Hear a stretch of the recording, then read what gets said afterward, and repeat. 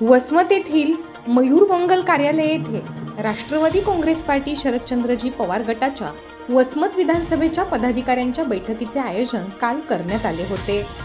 या बैठकीच्या कार्यक्रमास जयप्रकाश दांडेगावकर यांच्या उपस्थितीत करण्यात आला।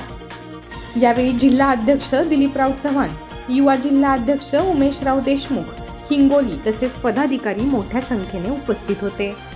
त्याचप्रमाणे या बैठकीत नवीन पदाधिकाऱ्यांची निवड सुद्धा करण्यात आली व त्यांना नियुक्तीपत्र देऊन त्यांचा सन्मानही करण्यात आला। येणाऱ्या निवडणुकीच्या काळात आम्ही पक्षवाढीसाठी जोमाने काम व पक्षाचे हात बळकट करू, तसेच अहोरात्र काम करण्यासाठी आम्ही तयार आहोत, असे नवीन पदाधिकारी माध्यमांशी बोलताना म्हणाले। राष्ट्रवादी काँग्रेस पार्टी शरदचंद्र पवार पक्षाच्या वतीने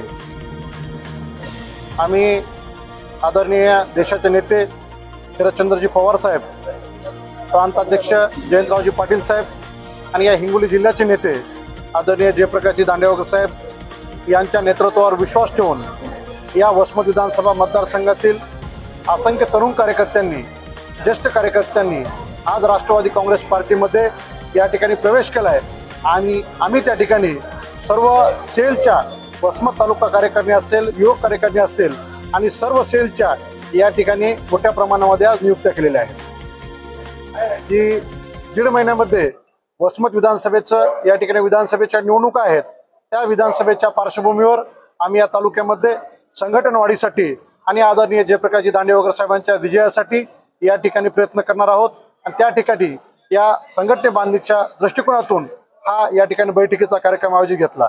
तसेच उद्याच्या 11 तारखेला या ठिकाणी युवकांचे नेते आदरणीय रोहितदादा पवार तसेच आर आबा यांचे चिरंजीव रोहित पाटील हे या ठिकाणी 11 तारखेला वसमत येथे येत आहेत।